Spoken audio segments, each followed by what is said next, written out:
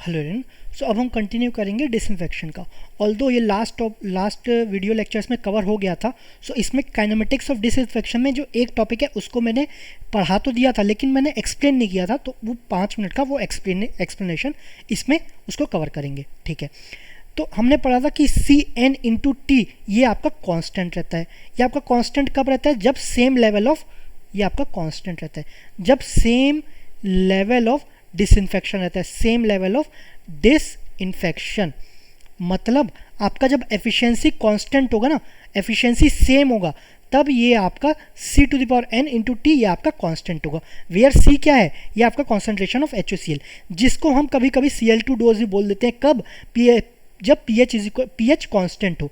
ठीक है, इसका एक्सप्लेनेशन देख लेते हैं कि ये आपका इक्वल टू Cl2 डोज क्यों लेते हैं।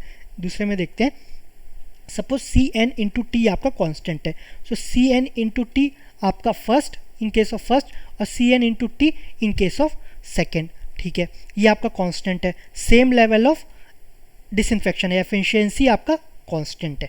Okay, so time C1n into T1 is equal to C2n into T2। C1 क्या है?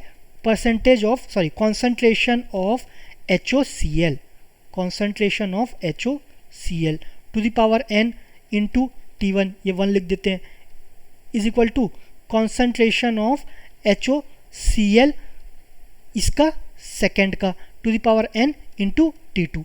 अब कॉन्सेंट्रेशन ऑफ HOCl क्या होता है? कॉन्सेंट्रेशन ऑफ HOCl रहता है आपका dose of Cl2 into percentage HOCl आपका ये रहता है। अब ये इन केस ऑफ 1, सो ये आपका इन केस ऑफ 1 हो जाएगा, इन केस ऑफ 1। ठीक है, ये ऐसा हो गया। इन केस ऑफ 2 तो ये आपका dose of Cl2 in case of second, percentage of HOCl in case of second. ठीक है, ये लिख सकते हैं। अब आपका परसेंटेज ऑफ HOCl क्या होता है? परसेंटेज ऑफ HOCl रहता है 1/1 प्लस K/H+। तो वो H प्लस पे डिपेंड करता है, मतलब ये इनडायरेक्टली किस पे डिपेंड करता है? pH पे डिपेंड करता है। तो अगर pH सेम होगा और इसके जगह हम Cl2 डोज और परसेंटेज HOCl यहाँ पर रखें टू द पावर n, तो परसेंटेज HOCl क्या हो जाएगा? ये आपका कैंसिल आउट हो जाएगा। ठीक है, इसको जगह रखें dose of Cl2 into percentage, ये आपका in case of first to the power n, percentage HOCl ये आपका first to the power n। ठीक है, into T1 is equal to dose of Cl2 in case of second to the power n, dose of Cl2 in second का into n into percentage HOCl second के case में to the power n into T2। अब percentage HOCl in case of 1 in case of second किस पे depend करेगा? H plus पे, मतलब pH पे डिपेंड करेगा। जब pH चेंज ही नहीं हो रहा तो ये चेंज होगा क्या? ये चेंज नहीं होगा। मतलब percentage HOCl in case of first is equal to percentage HOCl in case of second होगा।